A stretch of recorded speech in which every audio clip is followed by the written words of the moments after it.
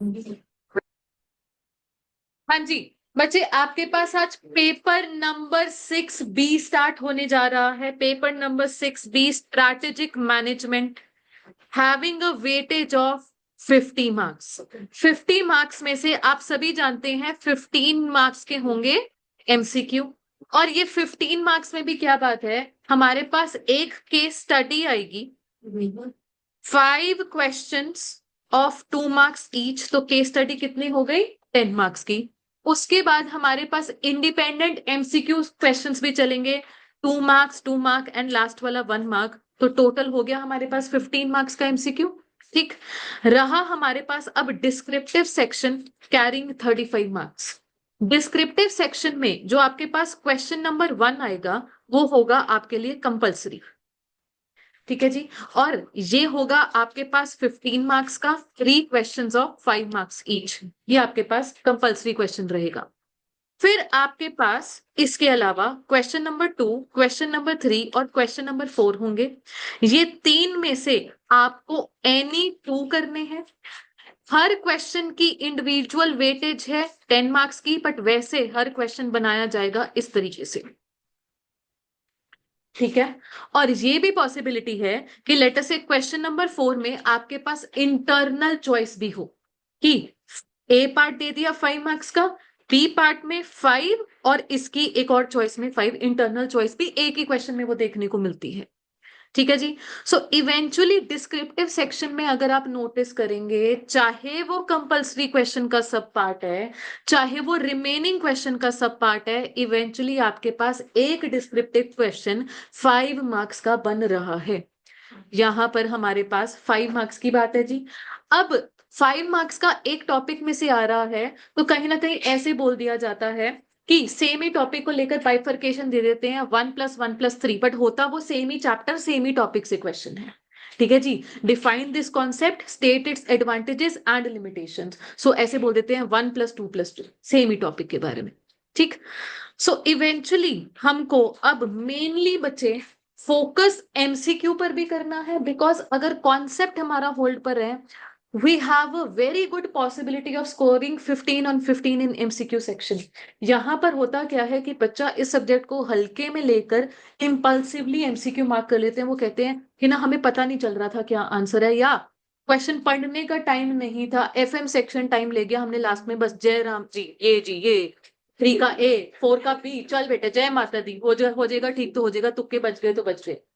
ये चीज नहीं करनी है। और ये मैंने जनवरी 25 में एमटीपी जब मैं खुद ही खड़े होकर कंडक्ट करवा रही थी, मैंने देखा है। हमने बोल दिया time is up, stop writing, बच्चा उस टाइम पर सर्कल भर रहा है, ऑब्वियसली क्या क्वेश्चन पढ़ रहा होगा वो। ये चीजें नहीं होनी चाहिए।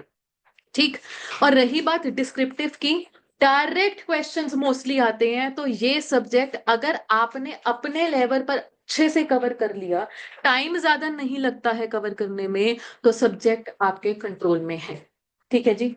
हमारे पास अगर आप मॉड्यूल का इंडेक्स खोलकर देखेंगे 5 चैप्टर्स है। आइए आज हम अपना फर्स्ट चैप्टर स्टार्ट करें, इंट्रोडक्शन टू स्ट्रैटेजिक मैनेजमेंट। बच्चे हमारे पास जो ये नाम है स्ट्रैटेजिक मैनेजमेंट, 2 वर्ड्स हैं जी।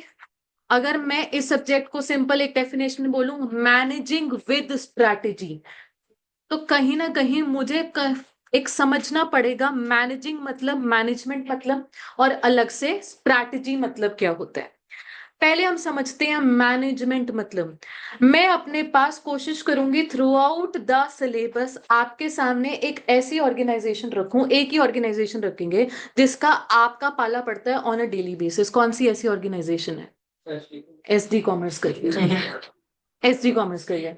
अब एसडी कॉमर्स करियर में अगर मैं बोलूं यहाँ पर मैनेजमेंट कौन है, मैं बोलूंगी साहिल सर मैनेजमेंट उनकी है। ठीक है जी। क्योंकि ना सिर्फ वो इंटर, इन जनरल, +1 +2 सब कुछ पूरा इंस्टीट्यूट में मैनेज कर रहे हैं। ही is the director of SD commerce career. ठीक है जी। सो मैनेजमेंट वर्ड से एक चीज निकल कर आती है, the key people who are in charge of the affairs of an organisation. The key people, जिन्होंने सारी देखरेख करनी है, सारे डिसीजन लेने हैं, तो उसको हम बोलते हैं एसडी कॉमर्स की मैनेजमेंट है ये। ठीक है जी। और इन जनरल मैनेजमेंट वर्ड का एक और मीनिंग है, आपके लिए तो बचपन में बिजनेस स्टडीज में ही मैनेजमेंट था, क्लास 12th में। तो मैनेजमेंट की आपने वहां पर जो डेफिनेशन पढ़ी थी कि it is the process of interrelated functions, वो 5 इंटर रिलेटेड फंक्शंस थे हमारे पास: planning, organising, staffing, directing and control. तो मैनेजमेंट वर्ड का ये भी मतलब है the process of all these interrelated functions. Interrelated ऐसी है। ठीक है जी। तो यहाँ पर हमारे पास मैनेजमेंट का मतलब हमें क्लियर हो गया है। मैनेजमेंट का मतलब हम लोगों से भी अटैच कर सकते हैं, those essential people who are in charge of the running of the business. They may और मे नॉट बी ओनर्स। पहली बात, ऐसा नहीं है कि हर ओनर मैनेजर होगा। अगर हमें कॉर्पोरेट लेवल एंटिटी की बात करें जी, ओनर्स तो शेयर होल्डर होते हैं, मैनेज कौन कर रहा है? सीईओ। टॉप मैनेजर्स हैं, फिर हमारे पास मिडिल लेवल मैनेजर्स भी हैं, हमारे पास फंक्शनल डिपार्टमेंट मार्केटिंग मैनेजर्स भी हैं। अल्टीमेटली मैनेजमेंट मतलब जो लोग अपना देख रेख का काम कर रहे हैं। तो आपके पास यही चीज यहां पर है जी। द टर्म मैनेजमेंट आप मेरे साथ साथ अंडरलाइन करेंगे। It is used with reference to key group in an organisation in charge of its affairs. पहली बात। दूसरी चीज, the term management is also used with reference to a set of interrelated functions and processes carried out by management of an organization, and these functions include वही planning, organizing, directing, staffing and controlling। यहां तक की बात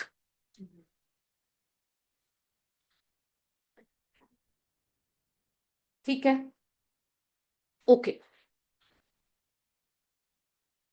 so basically एक और चीज बोली जाती है, management is an influence to make things happen. अब इसका क्या मतलब है जी? साहिल सर बैठे हैं ऑफिस में, अब किसी को कुछ काम हम में से निकलवाना हो ना, हम आगे नहीं होते, साहिल सर को आगे कर देते हैं। आप सभी लोग साहिल सर को जानते हैं। ही इज दैट पर्सनैलिटी, वो काम निकलवा के छोड़ते हैं।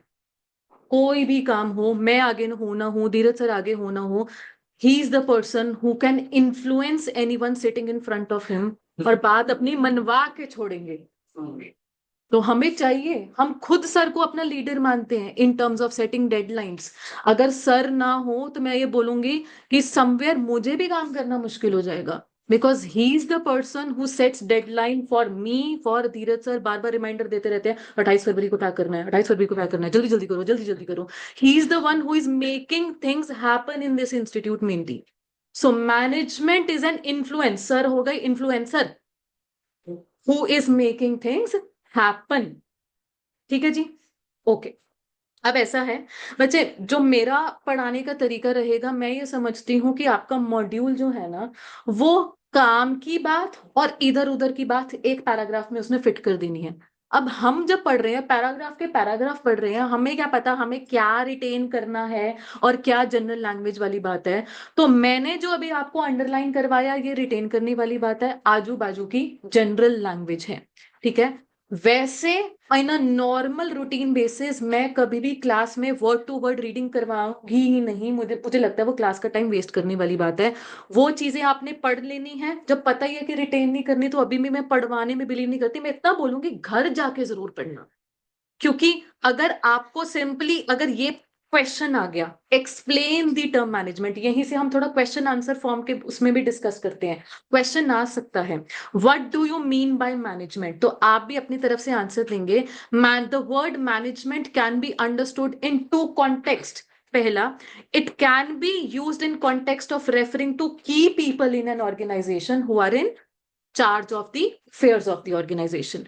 बट इसको आगे हमने एक्सप्लेन करना है। हमारा डिस्क्रिप्टिव क्वेश्चन आ रहा है जी 5 मार्क्स का, हम ये एक सिंगल लाइन बोलकर छोड़ नहीं सकते हैं। बट मैं कहूंगी, एक बार आपने ये लाइन बोल दी, इसके बाद आगे की एक्सप्लेनेशन आपकी अपनी होगी, उसको रटने की जरूरत नहीं है। सिंपली आपने जब ये बता दिया कि मुझे वर्ड चाहिए इंटर रिलेटेड फंक्शंस, विजवी ये वाले नाम आ गए, planning, organising, directing, staffing and control, मुझे आगे दिक्कत नहीं है, आप इस चीज को और फर्दर कैसे एक्सप्लेन कर रहे हैं। ठीक है। कल आपका एफएम का टेस्ट है, इसलिए मुझे पता है आज आपने घर पे ये पढ़ना नहीं है। इसलिए आज मैं बोलूंगी कि आज क्लास में बैठ के इस पूरे पेज की वर्ड टू वर्ड रीडिंग ले लो। आप खुद देखो आपको क्या समझ में आता है। बट देन अगेन जो मुझे मेन बात समझानी थी इस पर्टिकुलर टॉपिक से, वो मैंने आपको मेनली समझा दी है। द वर्ड मैनेजमेंट का मतलब क्या है, वो यही है। ठीक है जी, अभी पढ़ लो, बट कल से मैंने बोलना है कि मेन बात समझा के की पॉइंट्स आपको बता के हमने आगे बढ़ना है। लेमन लैंग्वेज चल जाती है एज लॉन्ग एज आप हेडिंग के कीवर्ड्स लिख रहे हैं। अगर मुझे कोई कंटेंट में कीवर्ड चाहिए होगा रोहित, मैं वो भी अंडरलाइन आपको करवा के चल लूंगी। ये चीज है। बट आप पूरे सब्जेक्ट में है सारे वर्ड्स को कीवर्ड्स मान के सब्जेक्ट तैयार नहीं कर सकते, सीधी सी बात है। तो जो कीवर्ड्स चाहता है आईसीआई चाहता है, आईसीआई सजेस्टेड आंसर्स के हिसाब से वो मैं आपको मार्क करवा दूंगी। ठीक है जी, पढ़ लीजिए। बड़ी ही जेनरिक बात है ये तो।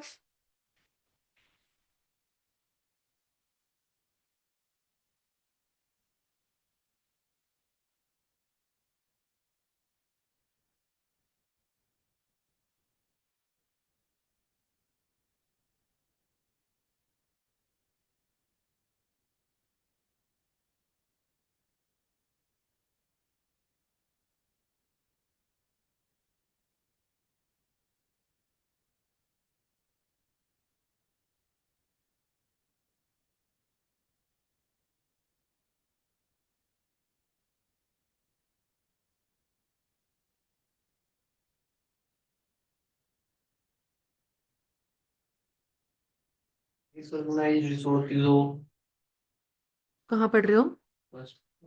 फर्स्ट में integrating the disorganised resources of man power money material and technology. एक ऑर्गेनाइजेशन के पास रिसोर्सेज तो अवेलेबल हो सकते हैं, उनको सिंक में लेकर आना ताकि वो काम करके हमारा डिजायर्ड आउटपुट प्रोड्यूस कर सके, वो चीज है जी।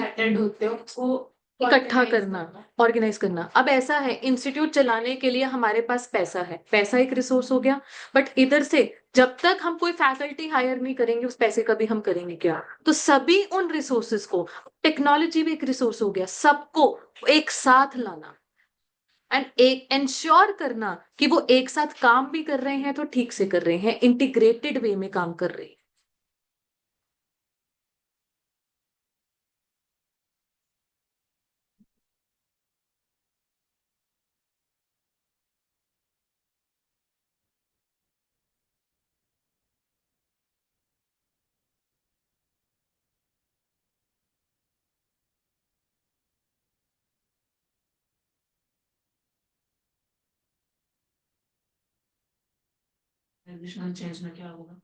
ऑर्गेनाइजेशनल चेंज, अगर मैं किसी कॉन्टेक्स्ट की बात करूं, ये वाली चीज।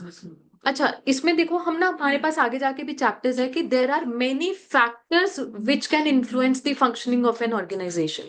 जी, हमारे पास पॉलिटिकल सिनारियो में कोई चेंज आ गया, या कस्टमर बेस को लेकर उनकी टेस्ट एंड प्रेफरेंसेस चेंज हो गए, उनके हिसाब से हमें अपनी वर्किंग जो है ऑल्टर करनी पड़ रही है, हमें अपने तरीके जो है ऑल्टर करने पड़ रहे हैं। Business environment, exactly. तो बिजनेस एनवायरनमेंट के रिस्पॉन्स में अगर हमने अपने पास कोई चेंजेस कर रहे हैं।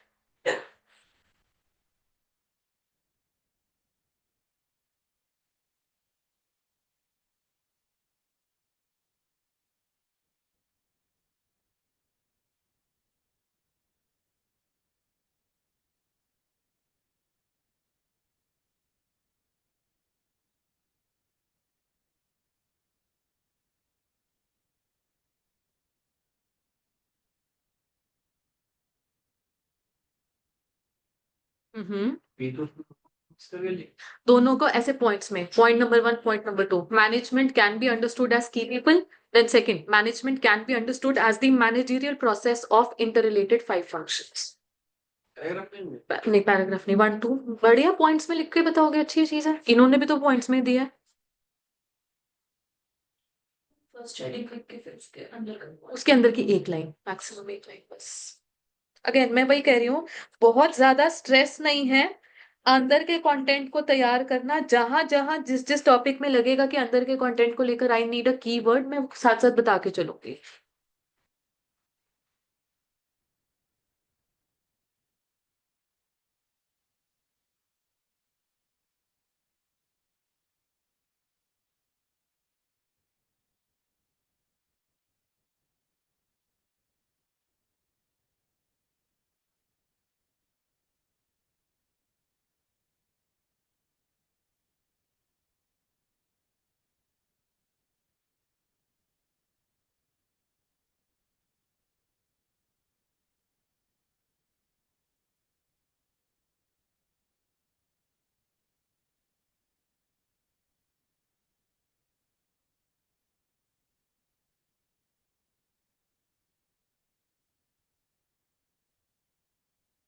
जब पढ़ लेंगे तो बता देंगे।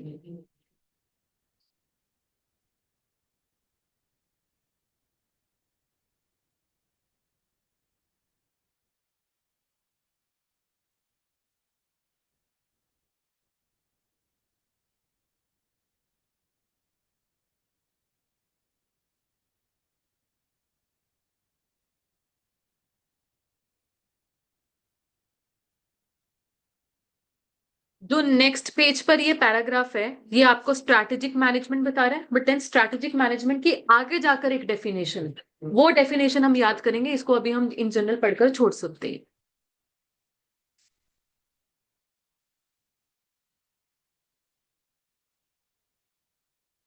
ठीक है जी, चलो बच्चे, अभी हमने वर्ड मैनेजमेंट समझ लिया। Not every management is strategic management. There is a possibility of managing an organisation without having a strategy in mind, क्योंकि मैनेजमेंट का क्या मतलब है, ये 5 फंक्शंस करना। ठीक है जी, इन जनरल एक डे टू डे अफेयर्स की मैनेजमेंट कर देना। बट ये भी पॉसिबिलिटी है, बस डे टू डे अफेयर्स ही देखी जा रहे हैं, दिमाग में कोई लॉन्ग टर्म विजन नहीं है। कहीं ना कहीं वो चीज क्या हो गई, मैनेजिंग विदाउट अ स्ट्रैटेजी। ठीक, तो ये एक ऑर्गेनाइजेशन के लिए कभी भी ठीक बात बैठेगी नहीं। और मैं आपको एग्जांपल देती हूँ नोकिया का। नोकिया के फोन्स कब के बंद हो चुके हैं, गलती क्या हुई नोकिया से, बताओ। टाइम के साथ अब अडाप्ट नहीं करा। पहले तक तो उनके पास वो कीपैड वाले फोन चल रहे थे, बढ़िया चल रहे थे, सबके पास नोकिया के फोन होते थे। फिर जब वो टच स्क्रीन फोन का, स्मार्टफोन का जमाना आया, इधर से आईफोन की जो एक फेम है वो बढ़नी शुरू हो गई, आईफोन ज्यादा आने लग गया मार्केट में। प्लस जो हमारे पास बाकी के फोन आए, जो एंड्रॉयड है, जो उसका ऑपरेटिंग सिस्टम है, it is the open source system. ठीक है, तो आपके पास सैमसंग है या आपके पास एमआई का फोन है या माइक्रोमैक्स है, सभी जगह एंड्रॉयड ही यूज हो रहा था। नोकिया चाहता तो वो ये कर सकता था, वो भी अपने आप को एंड्रॉयड बेस्ड बना सकता था। उन्होंने वो पता नहीं ईगो में आ गई, नहीं गूगल के साथ काम नहीं करना जी। उन्होंने किसके साथ काम किया, माइक्रोसॉफ्ट के साथ। विंडोज वाला ऑपरेटिंग सिस्टम डाल दिया अपने नोकिया फोन्स में उन्होंने। तो कहीं ना कहीं नोकिया फोन्स का फेल होने का कारण ही यही है कि वो वक्त के साथ साथ अपने आप को अडेप्ट नहीं कर पाए। Basically they were managing the organisation but without a strategy, इसलिए नोकिया फेल हो गया। हमारे पास ऐसे फेलियर के बहुत एग्जांपल है जी। वीडियोकॉन फेल हो गया, फ्लिपकार्ट फेल होता होता बच गया। अगर उसको वॉलमार्ट ने ना खरीदा होता तो ड्यू टू amazon फ्लिपकार्ट चला गया था ऑलमोस्ट। ठीक है जी, तो ऐसे बहुत एग्जांपल्स हैं जहां पे people have been managing an organisation but without a good strategy they are fail. तो अब यहां पर बहुत असेंशियल आ जाता है कि मैनेज करो but with good strategy manage करो। So now it is time to understand what is a strategy. Simply, a strategy is a long range blueprint of an organization's desired image, direction and destination. इसको हम प्यार से बोल देते हैं 3 Ds: desired image, direction and destination. It is a long range blueprint. Long range मतलब long term। ठीक है, long term objectives and goals को शॉर्ट टर्म टारगेट्स में कन्वर्ट कर सकते हो, बट सबसे पहले तो दिमाग में एक लॉन्ग टर्म विजन बिठानी पड़ती है। अब क्या, of an organisation desired image, इनको अपनी इमेज क्या क्रिएट करनी है लॉन्ग टर्म में, what it want to be perceived as.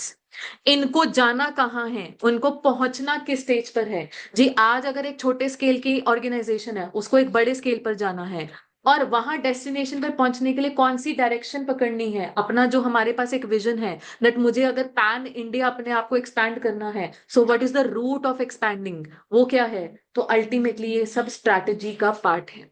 So strategy is a long range blueprint. Blueprint को हम प्लान भी बोल सकते हैं, a design, a blueprint, a long range plan for setting an organization's desired image, direction and destination. Basically ये designate desired image, direction and destination को लेकर आगे explain किया गया, what it wants to be, what it wants to do, where it wants to go and how it wants to do things. तो ये पूरी definition आपको याद होनी चाहिए। Learn this definition ji.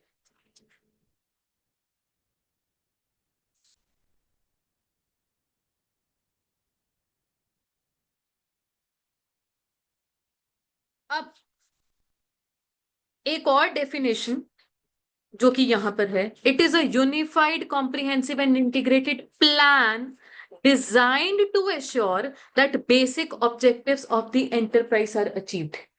But कहीं ना कहीं बाद में बोला गया कि सिर्फ और सिर्फ ऑब्जेक्टिव सेट करना can not be the strategy. For example, मैंने एसडी कॉमर्स करियर के लिए एक ऑब्जेक्टिव सेट कर दिया कि जी हमारा ये ऑब्जेक्टिव है कि हमको क्लासेस अपनी रन करनी है, अच्छे से बच्चों को पढ़ाना है, that is our objective, that's it. इसके हिसाब से हमने अपनी मैनेजमेंट शुरू कर दी।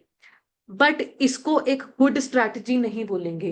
कहीं ना कहीं साथ के साथ ऑब्जेक्टिव को दिमाग में रख के हमको एक्सटर्नल फैक्टर्स, इंटरनल फैक्टर्स का भी ध्यान करना है। देयर इज समथिंग कॉल्ड स्वॉट एनालिसिस। जी, स्वॉट एनालिसिस जानते हैं सभी? Strength, weaknesses, opportunities and threats. Strength and weaknesses arises from the internal environment of the business, whereas opportunity and threats external factors से आते हैं। इवेंचुअली एक गुड स्ट्रैटेजी ये कहती है कि आपने अपने लिए गोल्स एंड ऑब्जेक्टिव्स तो सेट कर ही लिए हैं, साथ के साथ साथ आप अपनी strength, weaknesses and opportunity threats का भी ध्यान रखो। उनके हिसाब से अपने गोल्स एंड ऑब्जेक्टिव्स को रीडिफाइन, रीफ्रेम करते चलो। Just setting the goal and working for that goal is not enough. आपको साथ के साथ आपको ये स्वॉट एनालिसिस भी करना है। जी, हम पढ़ा रहे हैं, बट कहीं ना कहीं ये बात आ गई कि एक मार्केट में एक अपॉर्चुनिटी अराइज हो रही है, maybe in shifting to online mode वगैरह, तो वो भी एक अपॉर्चुनिटी को हमें करना चाहिए था। हमारे लिए एक थ्रेट भी है आज की डेट के लिए, एक फेस टू फेस क्लासेस देने वाले इंस्टीट्यूट को थ्रेट हो गया जी कि जो प्लेटफॉर्म्स बड़े सस्ते में प्रोवाइड कर रहे हैं, सो एज लॉन्ग एज जब तक हमारी अपनी मैनेजमेंट में हम उसमें अडेप्ट नहीं करेंगे according to external threats and opportunities, काम कैसे बनेगा? हमको अपनी इंटरनल स्ट्रेंथ्स को और स्ट्रॉन्ग करना है, उनको मेंटेन करके रखना है, हमको अपनी इंटरनल वीकनेसेस पे काम करना है। तो सिर्फ ये नहीं है कि ऑब्जेक्टिव सेट कर लिया, ऑब्जेक्टिव सेट करने के साथ साथ ये स्वॉट एनालिसिस भी साथ के साथ चलते रहना चाहिए। यही बात आपको एक्सप्लेन की गई है इन दिस पैराग्राफ। अगेन ये रीड करने की वाली बात है बच्चे, मेनली ये पैराग्राफ का क्रक्स ही यही है। It is goals and objectives plus what. आप चेक कर सकते हैं, यहां पर नाम वही, अपॉर्चुनिटी, थ्रेट, स्ट्रेंथ, वीकनेसेस सभी नाम आ गए हैं। एक बार इस पैराग्राफ की रीडिंग ले लीजिए।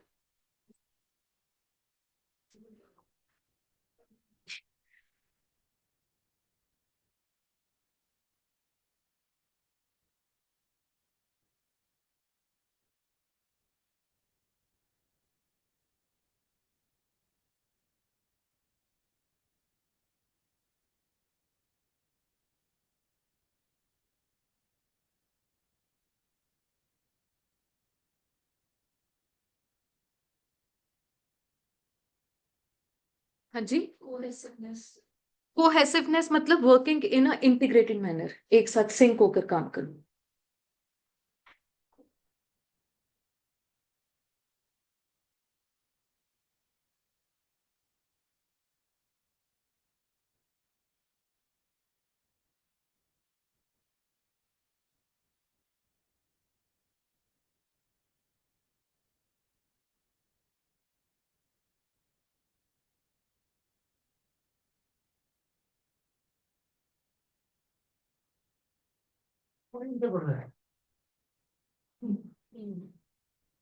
अल्टीमेटली अगर मैं बोलूं कि मुझे अगर लेटर से अपनी बुक बनानी हो, तो मैं भी मॉड्यूल से ही बनाऊंगी।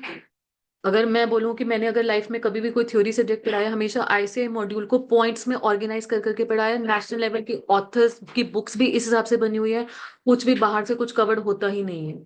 बस एक फ्लॉ इस मॉड्यूल में कि पैराग्राफ के पैराग्राफ दिए जाते हैं, बस उसी को पॉइंट्स फॉर्म में ऑर्गेनाइज करना होता है और थोड़ा कंसाइज करना होता है बस हमें, यही चीज है। अदरवाइज वैसे अगर मैं एसएम सब्जेक्ट की बात करूं, मैं बाकी थ्योरी सब्जेक्ट के बारे में नहीं बोल पाऊंगी, एसएम सब्जेक्ट की बात करूं, एज अ स्टूडेंट टाइम से जब मैं सीए इंटर में थी, तब भी आईटी और एसएम इकट्ठा एक सब्जेक्ट हुआ करता था। आईटी हम पढ़ रहे हैं किसी एक ऑथर की बुक से, एसएम मॉड्यूल से पढ़ रहे हैं। तो आईसीआई की एक ये चीज है, शुरू से इन्होंने एसएम का मॉड्यूल बढ़िया बनाया हुआ है, बाकी थ्योरी सब्जेक्ट्स का मैं नहीं जानती हूँ, बट एसएम का मॉड्यूल इन्होंने बढ़िया बनाया। It is just that flaw यही है, पैराग्राफ के पैराग्राफ। बट अपनी तरफ से चार्ट्स एंड एवरीथिंग ये देकर चल ही रहे हैं अच्छे से। चलिए, अब देखिए ये बोला जाता है कि strategies are formulated at 3 levels of management. ये 3 लेवल्स ऑफ मैनेजमेंट है, corporate level, divisional level and functional level. जी मैं आपको एग्जांपल देती हूँ। टॉप मिडिल बॉटम भी कह सकते हैं, यस। मैं आपको अगर एग्जांपल दूं हिंदुस्तान यूनिलीवर लिमिटेड का, HUL, जी वहां पर बैठे हैं CEO, तो और या बोर्ड ऑफ डायरेक्टर्स भी कह सकते हैं, वो क्या हो गए, कॉर्पोरेट लेवल मैनेजर्स। तो स्ट्रैटेजी तो बैठ के वो लोग भी बना रहे हैं। अगर मैं डिविजनल लेवल मैनेजर्स की बात करूं, फॉर एग्जांपल HUL की अलग अलग डिविजन्स है। HUL फूड्स जहां पर आपका किसान है, या नॉर सूप्स वगैरह हैं, ये सब HUL बना रहे हैं। HUL पर्सनल केयर में फॉर एग्जांपल आपका ये सनसिल्क है, ये पर्सनल केयर में आ गया।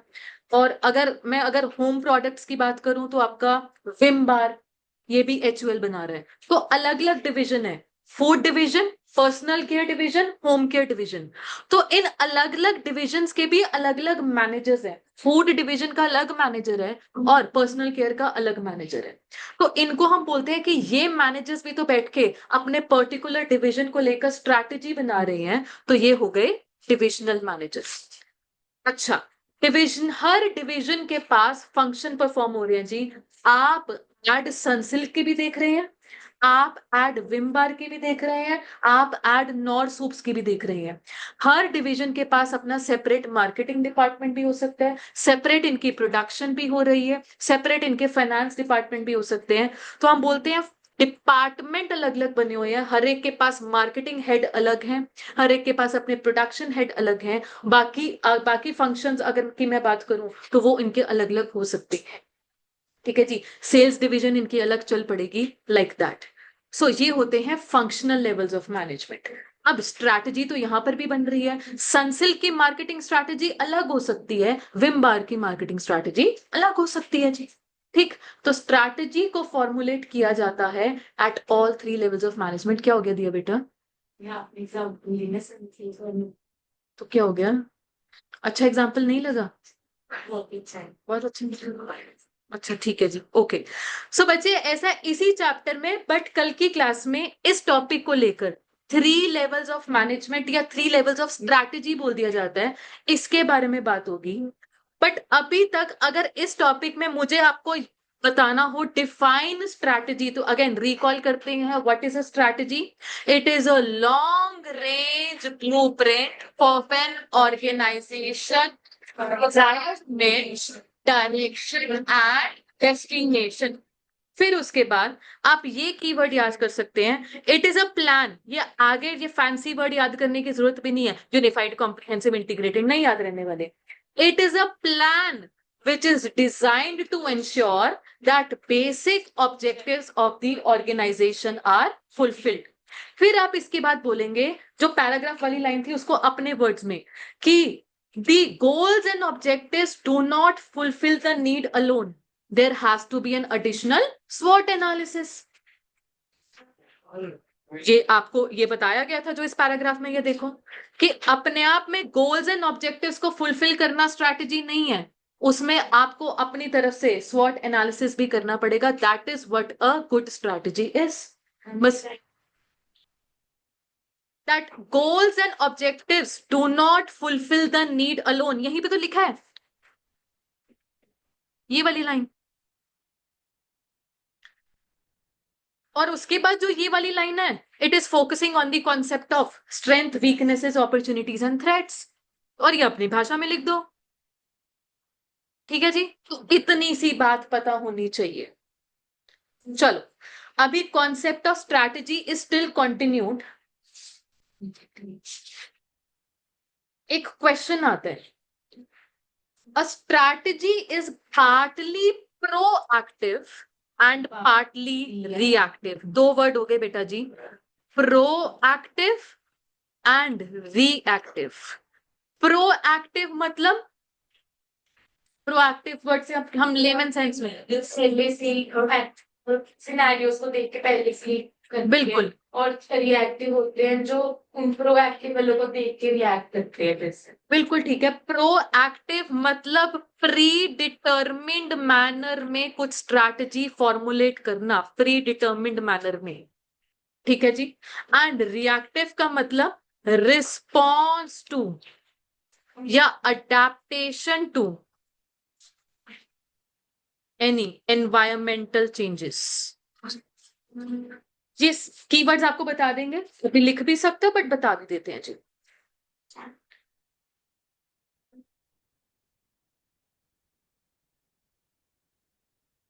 Strategy can be partly proactive and partly reactive.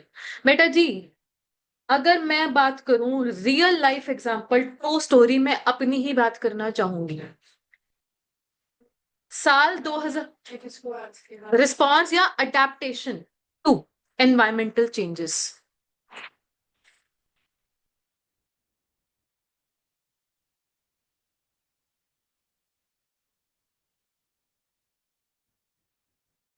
हाँ जी, साल 2018 में आई अंडरवेंट अ सर्जरी जिसकी वजह से मुझे दिखाई पड़ रहा था कि 6 महीने तक मैं खड़े होकर वो एक व्हाइट बोर्ड टीचिंग नहीं कर सकती हूँ। जब से मैंने पढ़ाना शुरू किया था व्हाइट बोर्ड पर ही पढ़ाते आ रहे थे, चाहे वो बीकॉम थी चाहे सीए इंटर थी, ठीक है जी। तो जब वो सर्जरी हुई, 1 महीना तो घर पे बेड रेस्ट कर लिया बट क्लासेस तो शुरू करनी थी।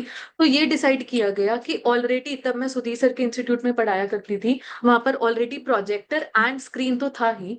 मैंने अपनी तरफ से एक ऐसा लैपटॉप लिया जैसे कि अभी हम यूज कर रहे हैं, इसी का एक पुराना वर्जन भी था हमारे पास, कि वो कन्वर्टेबल लैपटॉप है, उसमें HDMI केबल लगाई, प्रोजेक्टर से कनेक्ट करी, तो बैठ के क्लासेस लेने का स्कोप था। तो जब मैंने अपना वर्क ज्वाइन बैक किया, कहीं ना कहीं पहले से ही मैंने अपना वो लैपटॉप वगैरह सब खरीद लिया था, ठीक है जी। बट खरीदने का कारण क्या बना था कि just because I was not well, I was not in a position to stand for a long time. फिर हुआ क्या, जब मुझे रियलाइज हुआ कि ये लैपटॉप पे तो हम सबसे मोटा खर्चा होता है, वो तो मैं कर ही चुकी हूँ। आजकल एक वीडियो लेक्चर्स का दौर है, उस जमाने में साल 2018 की बात कर रही हूँ, पेन ड्राइव क्लासेस कोई एक आनी शुरू हुई थी। बट मैं इतना बोलूं, सीए के कोर्स में पैन इंडिया बहुत ही कम टीचर्स थे, बट थे। पेन ड्राइव क्लासेस धीरे धीरे आनी शुरू हो रही थी। मोस्टली क्या होता था कि सैटेलाइट सेंटर्स बने हुए थे, लोग जाते थे, दिल्ली या कोलकाता या पुणे के टीचर्स हैं, उनकी वीडियो स्क्रीन पर डिस्प्ले होती थी, बच्चा जैसे आप लोग बैठे हो बस इमेजिन करो स्क्रीन पर टीचर लाइव है। तो सैटेलाइट सेंटर्स इस तरीके से रन हुआ करते थे। हमने भी एज अ स्टूडेंट इसी मोड में कोचिंग ली हुई है कि अगर मैं जाती थी, अगर मैं पंचकुला में हूँ तो पंचकुला में भी हमारे पास अलग अलग इंस्टीट्यूट्स के सैटेलाइट सेंटर्स हुआ करते थे, बट ये घर पे बैठने वाली फैसिलिटी नहीं थी। जब मैंने 2018 में वो लैपटॉप ले लिया, तो बिल्कुल अभी 1 हफ्ता भी नहीं हुआ था काम ज्वाइन किए, मैंने ये सोचा दिमाग में कि यार क्यों ना, जब इतना ही खर्चा मैं कर चुकी हूँ, क्यों ना अब मैं अपनी क्लासेस को रिकॉर्ड भी कर लूं। तो मेरी वो एक रिसर्च चल पड़ी, रिकॉर्ड कैसे कर सकते हैं जी। रिकॉर्डिंग के लिए मुझे कैमरा चाहिए। अच्छा, अगर मुझे एक लैपटॉप का अगर माइक्रोफोन अच्छा नहीं है तो मुझे अपनी तरफ से एक एक्सटर्नल माइक भी अटैच करना पड़ेगा, एक रिकॉर्डिंग सॉफ्टवेयर भी चाहिए। मेरी तो इतनी रिसर्च गई है कि वो रिकॉर्डिंग सॉफ्टवेयर सबसे बढ़िया कौन सा हो सकता है, बहुत रिसर्च गई, and eventually I finalise the software for recording my classes. उसका नाम था कैम्टेशिया। हमारे पास वो पेड सॉफ्टवेयर था, वन टाइम पेमेंट की थी और उसके बाद लाइफ टाइम उसका एक्सेस मिल गया था, बहुत ही बढ़िया चीज थी मेरे लिए। तो 2018 मिड की बात है जब ये वाला काम शुरू किया। तो somewhere somewhere by the end of 2018 एक हाथ बैठ गया था on this technological aspect of taking classes, how to record the class, how to edit the class. वो सॉफ्टवेयर इतनी बढ़िया चीज थी कि वो पोस्ट प्रोडक्शन बेसिस पर मुझे एडिटिंग अलाउ करती थी, और एडिटिंग इफेक्ट्स इतने बढ़िया, ऐसा लगता था कि ये मूवी की एडिटिंग कर रहे हैं बैठ के। इफेक्ट्स, इधर से मेरी शक्ल आएगी, इधर से मेरी शक्ल आएगी, ये ब्लिंक ब्लिंक करेगा, कुछ भी करेगा। फिर जैसे अभी मेरे पास जो मेरी फोटो है वो इनसेट में ब्लॉक कर रही है मेरे कंटेंट को, कहीं ना कहीं मैंने अगर ऐसे कर दिया तो पीछे वाली वर्डिंग ब्लॉक हो गई, वहां पे वो ट्रांसलूसेंट सी हो जाती थी, वर्डिंग भी दिख रही है, मेरी शक्ल भी दिख रही है, बहुत बढ़िया चीज लगती थी, ठीक है।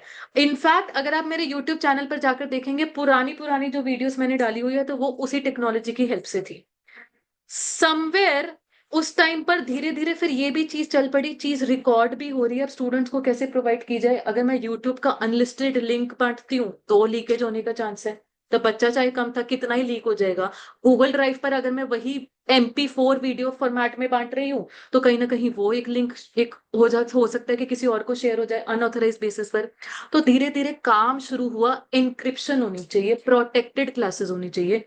मैंने वो चीज भी एक सॉफ्टवेयर खरीद लिया इंक्रिप्शन का, प्रॉपर बढ़िया फॉर्मेट में मेरा क्लासेस का बैकअप तैयार हो जाता था।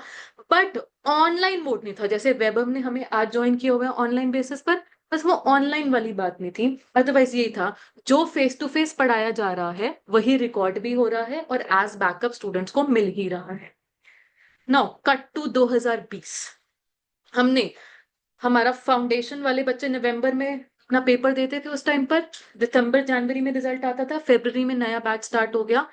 फरवरी 20 में हमारे पास नया बैच स्टार्ट हुआ, meant for November 20 examinations. Batch start हुए लगभग 1 महीना ही हुआ था, आ गया कोविड। कोविड हो गया तो शुरू शुरू में तो ये लगा कि बड़े टेम्परेरी बेसिस पर 10 दिन 15 दिन मैक्सिमम 1 महीने के लिए कोचिंग इंस्टीट्यूट्स बंद रहेंगे।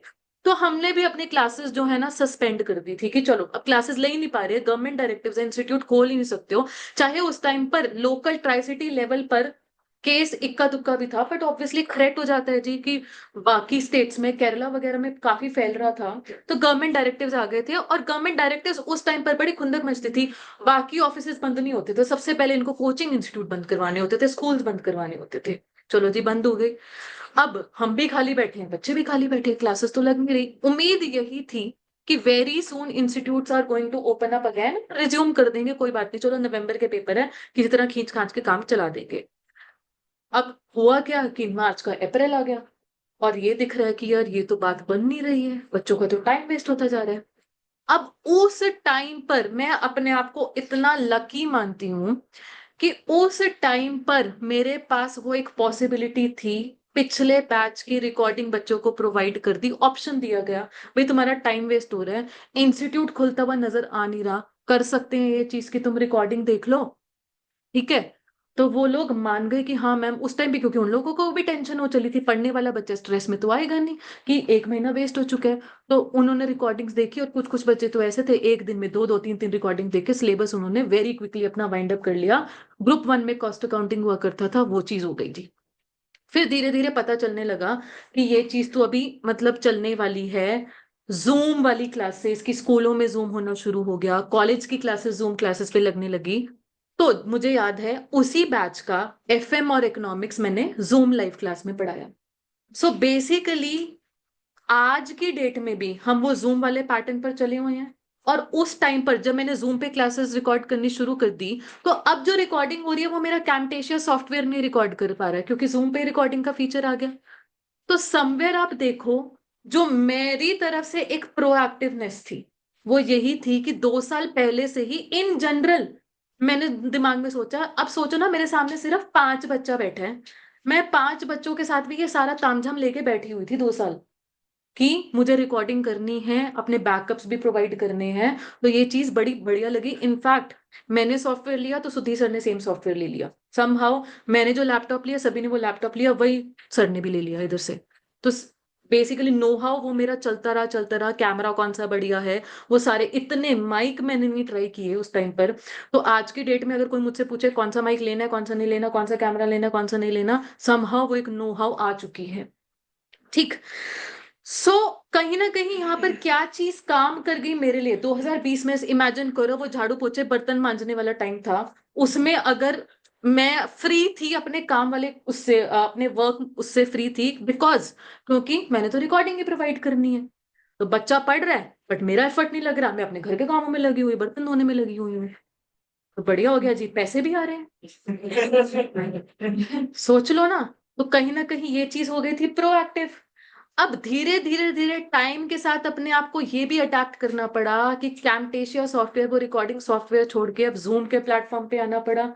तो ये इन रिस्पॉन्स टू एनवायरमेंट ये चीज चल पड़ी। तो आज 5 years लेटर टू कोविड, जो मेरी फाइनल स्ट्रैटेजी है, जो अभी मैं इस टाइम पर एक्चुअली जो मैं काम कर रही हूँ, इसमें से कुछ एलिमेंट मेरा अभी भी प्रोएक्टिव वाला कंटिन्यूड है, और कुछ एलिमेंट जो हमने तड़का लगा दिया जूम क्लासेस का वो उसमें एडिशन हो गई। तो आज की जो एक्चुअल स्ट्रेटेजी है उसमें कहीं ना कहीं मेरे लिए तीसरा मोड क्रिएट हो गया है, लाइव ऑनलाइन जूम क्लास का। ठीक है जी। सो ये बोला जाता है what is the final actual strategy of an organisation. जो वो पहले से सोच के रखती है जी, उसके कुछ एलिमेंट्स तो वो डिसकंटिन्यू कर देगी। मैंने क्या डिसकंटिन्यू कर दिया? वो रिकॉर्डिंग सॉफ्टवेयर कैम्टेशिया, मैंने उसमें से कंटिन्यू क्या किया है? रिकॉर्डिंग वाली बात। तो ये चीज आज भी मेरी एक्चुअल स्ट्रैटेजी का हिस्सा है।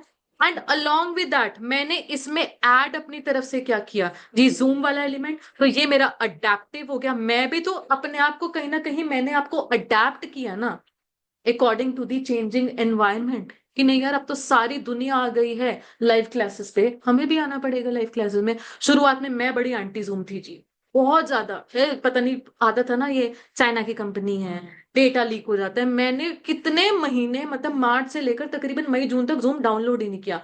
उधर भी मेरी रिसर्च गई थी जूम के ऑल्टरनेटिव क्या है, गूगल मीट। उसमें लगा रिकॉर्डिंग ही नहीं हो रही या पार्टिसिपेंट्स की आवाज नहीं आती। फिर ये जियो महान है अपना जियो मीट उन्होंने डाला था, कॉपी ऑफ जूम। आपको ना पता, मैंने वो तक ट्राई किया, मैं क्या बेकार है, इससे अच्छा तो जूम ही है। जूम सबसे बढ़िया है। अब उस टाइम पे ऑब्वियसली जूम पे आना पड़ा।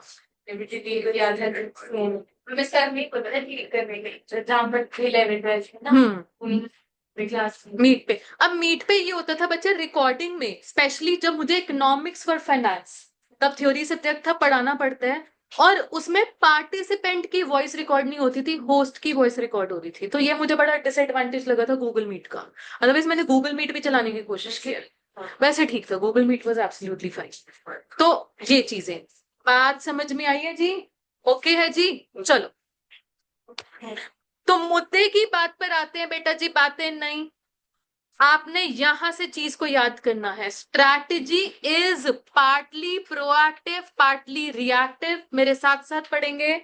अ company strategy is typically a blend of, blend मतलब mixture of proactive actions on the part of managers to improve company's market position and financial performance। मैंने 2018 से ही रिकॉर्डेड वाला सिस्टम शुरू कर दिया, तो कहीं ना कहीं दुनिया इंप्रेस होती थी। क्या बता, नई टीचर है, बच्चे हैं नहीं इसके सामने, रिकॉर्ड इंप्रेस होते थे बच्चे, बड़े बड़े खुश होते थे इस चीज से। बाकी दुनिया तो व्हाइट बोर्ड पे पढ़ा रही है, मैम आप हो स्मार्ट क्लासरूम सेट करके बैठी हो।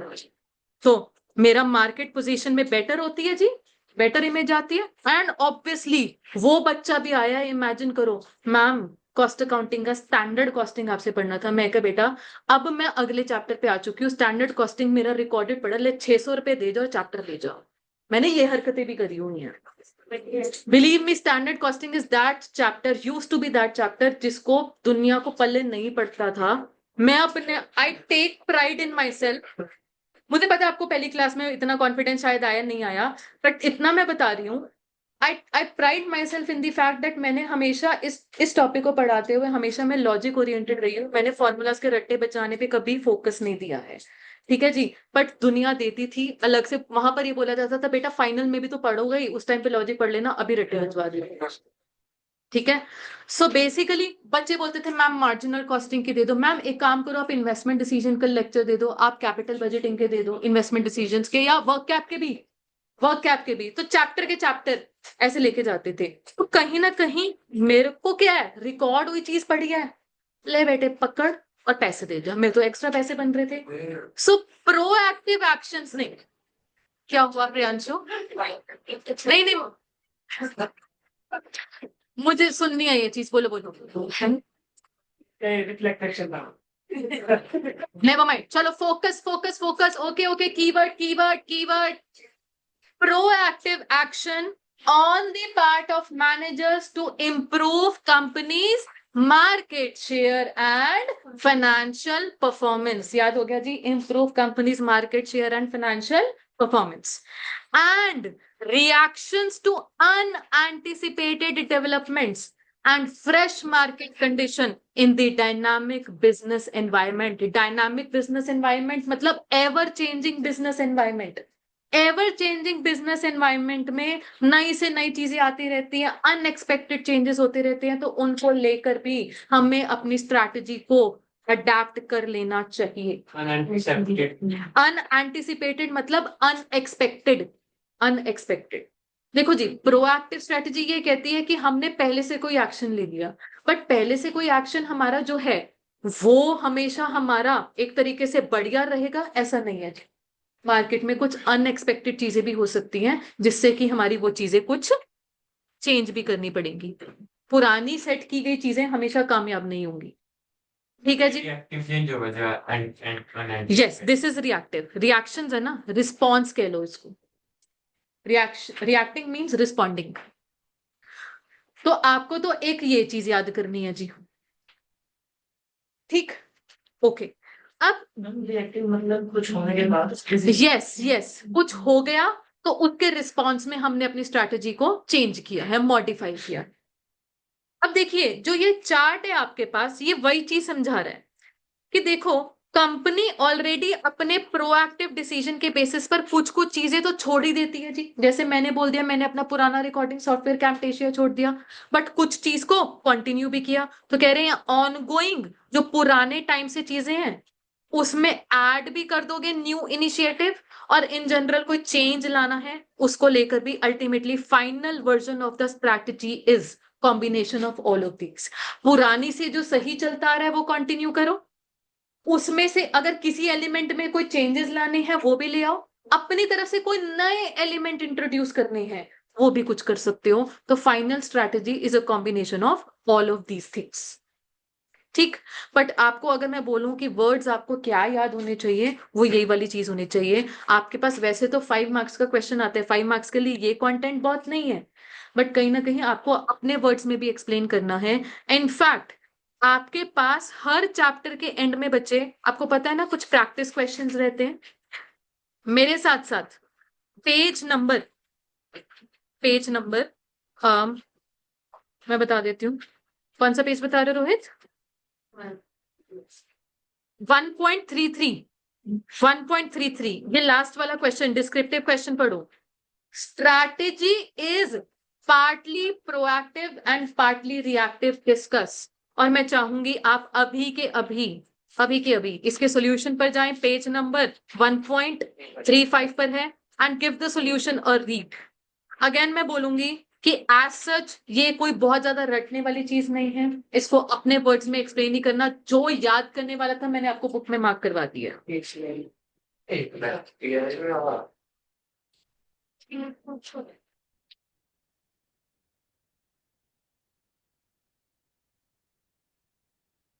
क्वेश्चन नंबर 4 बच्चे, डिस्क्रिप्टिव का क्वेश्चन नंबर 4।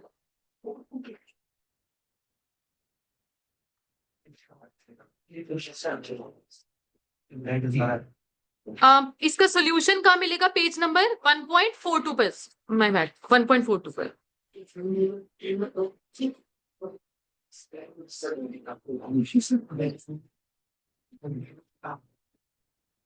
पढ़ लीजिए बच्चे, आज घर जाके पढ़ने का मौका मिला नहीं, कल मैंने क्लास में फिर पूछना है कुछ तो कहोगे नहीं टाइम नहीं मिला था पढ़ने का।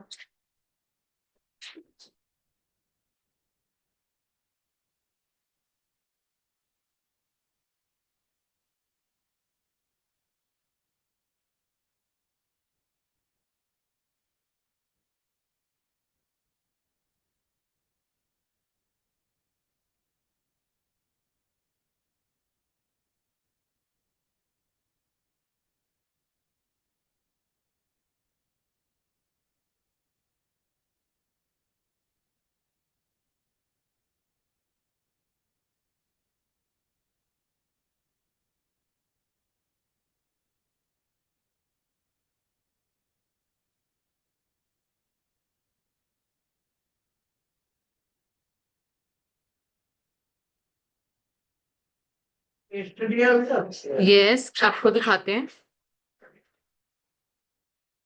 हाँ जी, ये देखिए, ये सामने स्क्रीन पर है। केस सिनेरियो क्वेश्चन 2 आपकी बुक में पेज नंबर 1.31 पर है।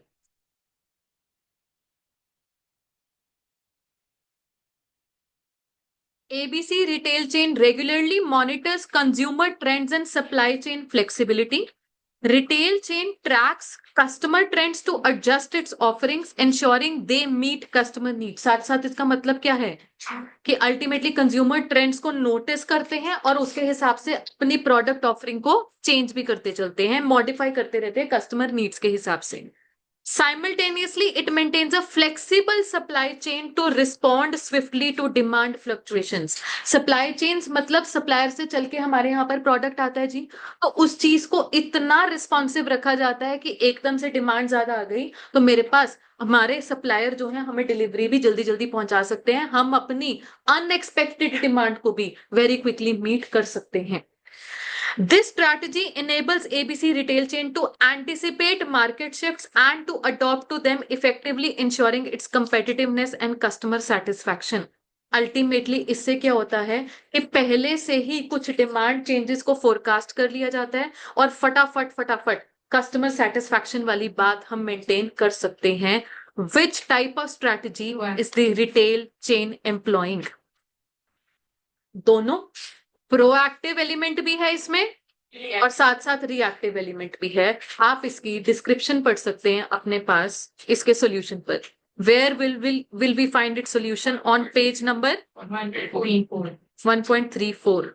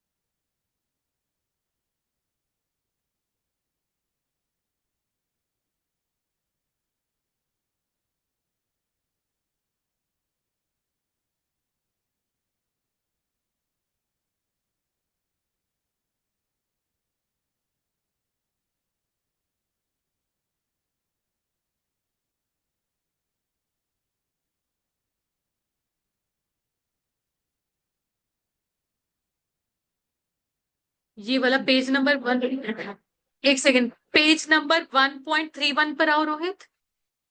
ये नहीं है आपके पास एबीसी रिटेल चेन वाला मिल गया? अरे मुझे बताओ आपका फर्स्ट पेज पे एडिशन कौन सा लिखा है? किस किस के पास पुरानी बुक है? सबके पास नहीं. और इस पे एडिशन मतलब सेकंड पेज पे नहीं, सेकंड इसका भी पेज पलटो एडिशन लिखा होगा इधर. जुलाई 2024 अप्रैल 2023 जो मैं रेफर करवा रही हूँ वो जुलाई 2024 एडिशन है.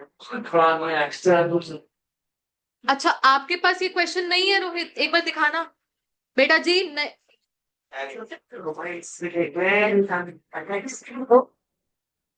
रोहित बात सुन लियो करो बेटा.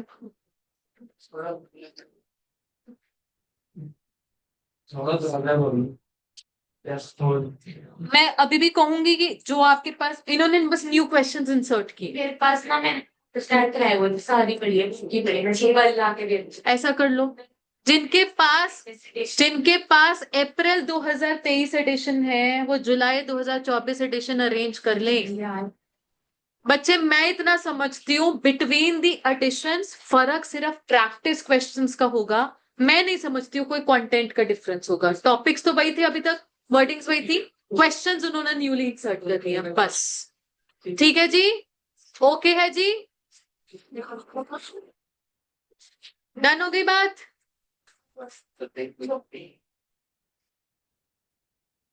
चलो एक बार ये देखो प्रैक्टिस क्वेश्चन 7, ये रोहित आपकी बुक में है. प्रैक्टिस क्वेश्चन 7 केस स्टडी वाला क्वेश्चन 7.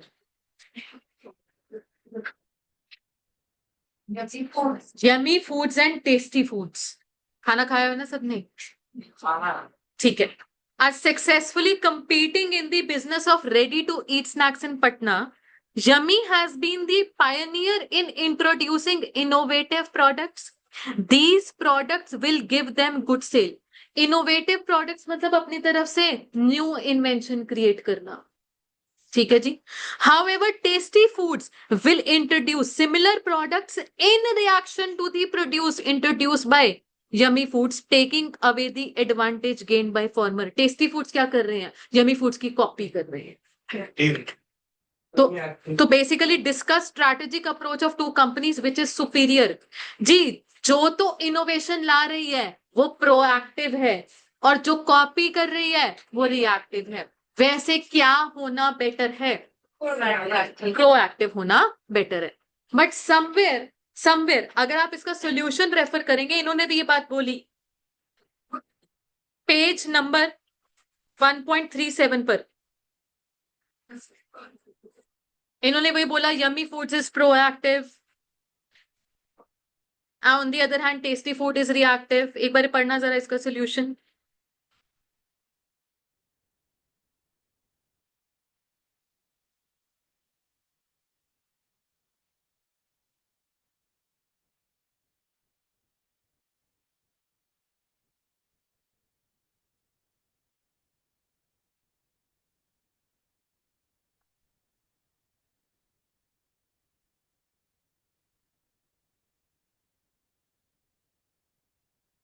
पर बच्चे ऐसा मैं समझती हूँ, जब आपके पास कंटेंट है और उसके बाद क्वेश्चन आंसर फॉर्म भी है, वही आप सेम सेम चीज कंटेंट में भी पढ़ते हो, क्वेश्चन आंसर फॉर्म में पढ़ते हो, तो अपने आप ही दिमाग में बैठ जाती है.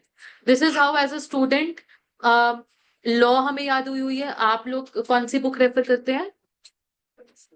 लॉ.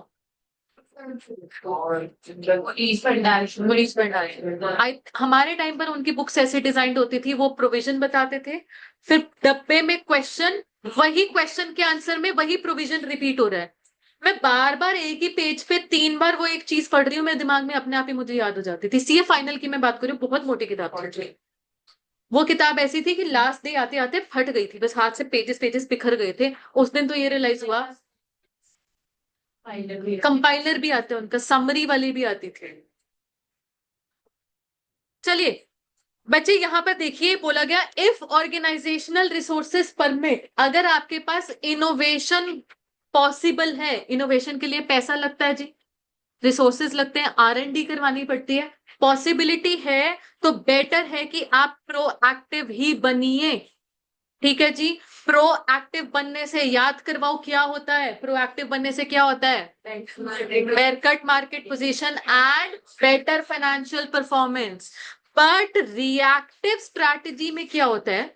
प्रोएक्टिव वाले गुड एलिमेंट्स तो आ ही जाते हैं, अलोंग विद दैट जो एक न्यू एलिमेंट्स का तड़का है in response to the environmental changes, वो वाली बात भी आ जाती है. यहां पर टेस्टी फूड्स क्या कर रही थी? वो कॉपी तो कर ही रही थी यम्मी फूड्स को, बट ये भी तो पॉसिबिलिटी है कि वो एग्जैक्ट कॉपी ना करके हो सकता है कस्टमर फीडबैक के हिसाब से अपने प्रोडक्ट को निकाल दे. एग्जैक्टली. यम्मी फूड्स को जो चैलेंजेस फेस हो रहे थे, हो सकता है टेस्टी फूड जो कॉपी करने वाली कंपनी है, उन चैलेंजेस के ऊपर काम करके वो अपना फाइनल प्रोडक्ट बना रहे हैं. तो कहीं ना कहीं रिएक्टिव स्ट्रैटेजी में भी फायदा है जी. एग्जैक्टली कॉपी कैट बनना बुरी बात नहीं है. मैम वैसे भी प्रोएक्टिव में जो कॉस्ट ज्यादा लगती है, रिएक्टिव में भी लगती है. बिल्कुल रिएक्टिव, बिल्कुल.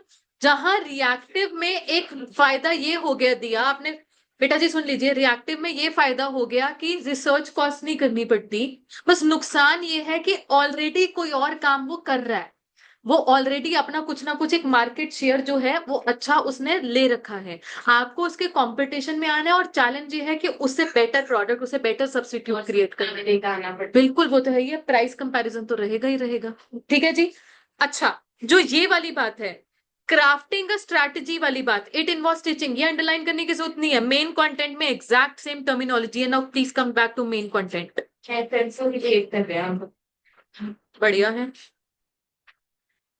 पेज नंबर आपका 1.6 पर, एक तो मैंने आपको क्या बताया है, ये वाले पॉइंट्स शॉर्ट में बोले तो proactive strategy is planned strategy, whereas reactive strategy is the reaction to changing circumstances, ये हो गया.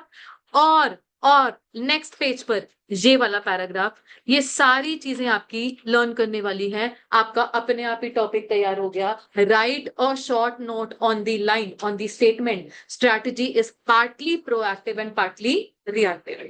कई बारी तो ना इस चीज को लेकर एमसीक्यू बना रहे हैं ये लोग। Strategy should be option A proactive, option B reactive, option C partly proactive partly reactive, option D में कुछ और नाम दे देंगे। तो ये जो कीवर्ड्स हैं प्रोएक्टिव रिएक्टिव, ये दिमाग में रखना। पार्टली पार्टली क्या चीज? हाँ, what is the difference between proactive strategy and reactive strategy, ये भी आ सकता है। ठीक है जी। सो ये बात क्या की गई, ध्यान से देखिए। Crafting a strategy thus involves stitching together a proactive strategy based on prior successful experience. पहले जब आपने प्रोएक्टिव एक्शंस लिए, वहां पर अगर सक्सेस मिली तो उन चीजों को तो आगे कंटिन्यू करना ही करना है। उसमें धीरे धीरे पीस बाय पीस आपको अपने रिएक्शंस भी इनकॉर्पोरेट करने हैं, जैसे जैसे मार्केट में चेंजेस आते जाते हैं। पीस बाय पीस, जैसे मैंने भी यहाँ पर एक ही पीस एडिशनल अपनी तरफ से डाला है जूम क्लासेस का, बाकी एलिमेंट तो प्रोएक्टिव वाले ही चल रहे हैं। पीस बाय पीस वो अडेप्टेशन आती रहेगी। तो बस ये वाले, अगर आपके पास आपको ये टॉपिक तैयार करना है बच्चे, बस आप जो जो मैंने आपको मार्क करवाया, यहां से लेकर यहां तक, यहां से लेकर एक ये वाली लाइन एंड फिर ये वाली लाइन, प्रीटी मच इट, आपका टॉपिक तैयार हो गया। ठीक है जी, ओके। अब बात आती है what is the importance of strategic management. आपके पास ना पेज नंबर 1.8 पर पहले तो डेफिनेशन हमें मार्क करनी है। What is strategic management after all, क्योंकि अभी तक मैंने आपको बताया मैनेजमेंट, अभी तक मैंने आपको वर्ड बताया strategy. Now finally strategic management होती क्या है, ये टू बी लर्न्ड वाली डेफिनेशन है। यहां तक अंडरलाइन करके मेरे साथ साथ इसे रीड भी करेंगे। ये वाली डेफिनेशन आपको लर्न करनी है। जैसे वो प्रोएक्टिव रिएक्टिव वाले क्वेश्चन थे, इसमें स्टैंड में थोड़ा कम है। हाँ, क्वेश्चन सर्च में ज्यादा है। मैं देखो वो तो कीवर्ड्स हैं, आप अपनी तरफ से और जोड़ो केस स्टडी के हिसाब से। जैसे उन्होंने भी जो केस स्टडी थी जो रिटेल चेन वाली थी, तो वो रिटेल चेन से रिलेटेड बात करो कि अच्छा रिटेल चेन में ये प्रोएक्टिवनेस हो गई और ये एलिमेंट उनके, वो आपको केस स्टडी के हिसाब से अपना आंसर वो डालना पड़ता है, एडिशनल लाइन। ठीक है जी। अगर मैं बात करूं यमी फूड्स और टेस्टी फूड्स वाले केस में, तो यमी फूड्स का प्रोएक्टिव था, क्यों प्रोएक्टिव था, क्वेश्चन वाली बात को सेंटेंस में लिख दो, उससे उसको फायदा क्या मिल रहा है, अपनी तरह से वो आपको एडिशनल एलिमेंट्स डालने ही होंगे। बट देन अगेन बहुत ही जनरल सेंस में रोहित, बहुत ज्यादा दिमाग पे इस चीज का स्ट्रेस लेने की जरूरत नहीं है। आपको अपने कंटेंट को बड़ा जरूर करना है 5 नंबर के हिसाब से, बट अननेसेसरली भी नहीं करना। टू दी पॉइंट बात, 2-3 लाइनें अपनी तरफ से बस। ठीक है। अच्छा, अब स्ट्रैटेजिक मैनेजमेंट की definition, it refers to the managerial process of point number 1 developing a strategic vision. कल की क्लास में हम पढ़ेंगे विजन क्या होता है जी। Vision, setting objectives point number 2, crafting a strategy point number 3, implementing and evaluating the strategy, and last में finally taking corrective action which is deemed appropriate. So strategic management की definition, पहला keyword, it is the managerial process of, सबसे पहले setting the vision, दूसरा setting the objectives, तीसरा drafting या developing a strategy, चौथा implementing the strategy, evaluating the options and then implementing the strategy, and last में to take necessary corrective action. ये 6 steps हो गई जी। बस ये 6 स्टेप्स के हिसाब से ही आपको स्ट्रैटेजिक मैनेजमेंट की डेफिनेशन याद रखनी है। ठीक है। अच्छा, अब ये बोला जाता है कि why strategic management needs to be done, because कहीं ना कहीं business is a war, business चलाना जंग लड़ने के बराबर है, specially in a competitive landscape. यहां पर कभी भी विन विन सिचुएशन नहीं आती। मैं और मेरा राइवल, चल भी थोड़ा सा मार्केट शेयर मैं ले लूं, थोड़ा सा तू ले ले, इतना दयालु इतना चैरिटेबल कोई नहीं होता। अगर मेरे कंपटीशन में कोई खड़ा है तो मैं बोलूंगी सारा मार्केट शेयर मेरा होना चाहिए, किसी और के पास वो मार्केट शेयर नहीं जाना चाहिए। सो रनिंग अ बिजनेस मतलब कहीं ना कहीं यहां पर विन विन वाली बात तो आएगी नहीं, विन लूज वाली बात आएगी। One organisation wins at the loss of another organisation, ये चीज है जी। तो ऐसे में हम हमेशा विनिंग पोजीशन में ही रहे, इसलिए हमारी स्ट्रैटेजिक मैनेजमेंट बहुत बहुत जरूरी है। इंपॉर्टेंस वाली बात है जी। अब इंपॉर्टेंस को लेकर आपके पास है टोटल 7 पॉइंट। बेटा जी, मैं एक सेंटेंस लिखने जा रही हूं।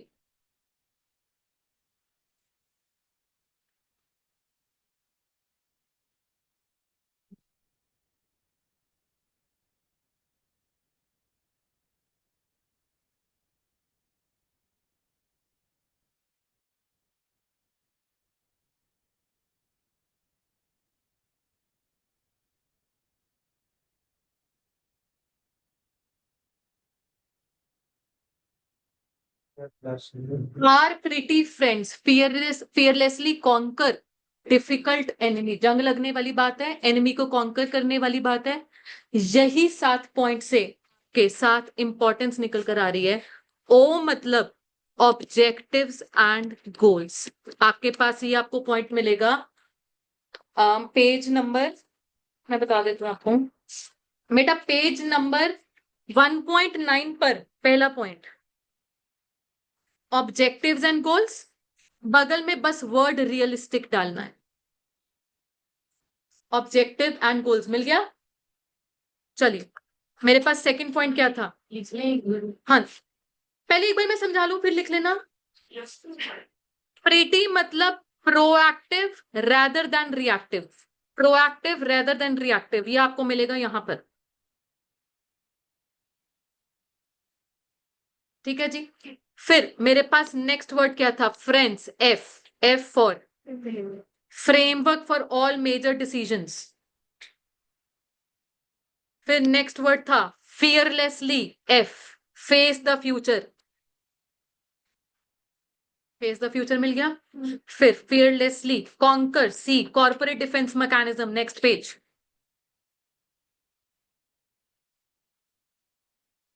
T for difficult, develop certain core competencies and competitive advantage. And last में मेरे पास enemy, E for enemy, enhance the longevity of the business.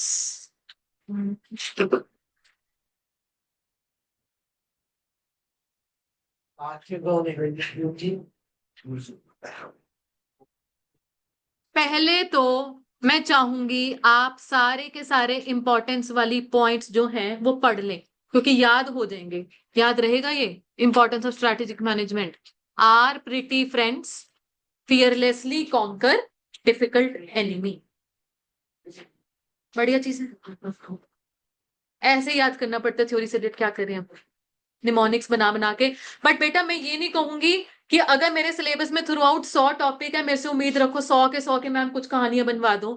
आपको बाद में पता है क्या होएगा? मैम यही कहानियां तो याद है, किस टॉपिक की कौन सी है वही नहीं याद है।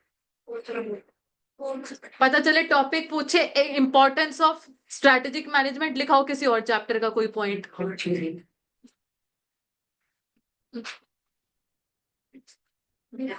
या ये ना लिखाना पेपर में, आर प्रिटी फ्रेंड्स। सुनो जो निमोनिक्स मतलब, जैसे बचपन में हमें 9 प्लैनेट्स के नाम याद करवाने होते थे। My very educated mother just showed us 9 planets, इससे 9 प्लैनेट्स के नाम याद हो जाते थे। तो ये क्या है? इससे ओ से एक सेकंड बेटा, बातें नहीं।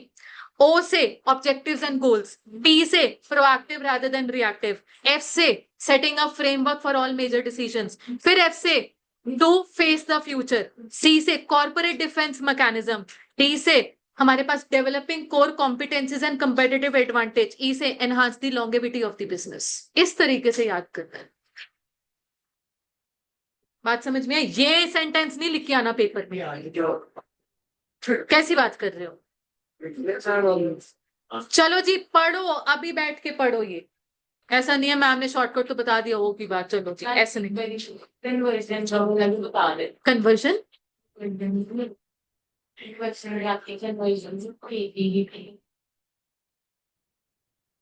क्या दिया? क्या? अच्छा एफएम की बात है, ब्रेक में करते हैं। बेटा जी पढ़ने के लिए बोला है, पढ़ने के लिए बोला है, पढ़ें। आपने इंपॉर्टेंट कीवर्ड्स तो अंडरलाइन कर ही लिए हैं, पढ़ें। हाँ जी, पहले पॉइंट ने क्या बोला कि strategic management gives a direction of to the company to move ahead, it helps define the goal and mission, it helps management to define realistic objectives and goals. तो जहां पर आपने कीवर्ड मार्क किया objectives and goals, वहीं पर होना चाहिए कि they should be realistic which are in line with the vision of the company. फिर रियलिस्टिक मतलब ऑब्वियसली अचीवेबल, वही चीज है जी। Second point, strategic management helps the organization to be proactive rather than reactive in shaping the future। आगे का पढ़े अपने पास।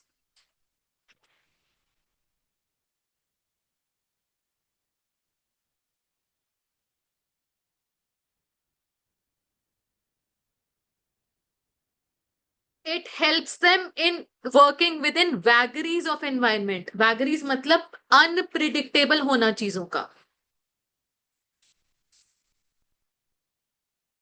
Unexpected unanticipated होना चीजों का, दैट इज कॉल्ड वैगरीज।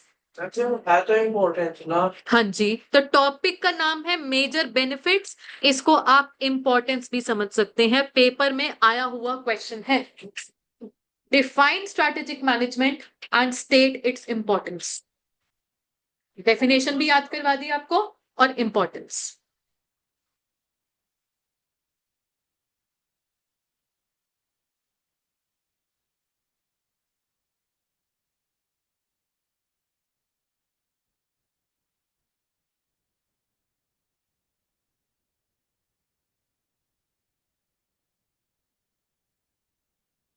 हाँ जी, next point, provides framework for all major decision of an enterprise.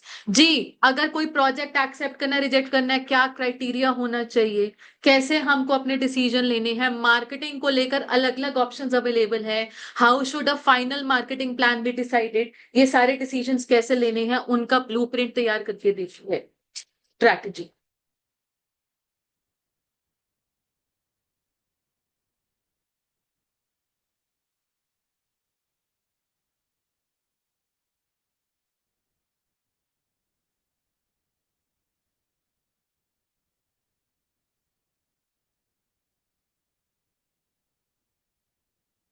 Next, face the future. कोई भी हमारे पास फ्यूचर अपॉर्चुनिटी आ रही है उसको एक्सप्लॉइट करने के लिए हम तैयार रहें।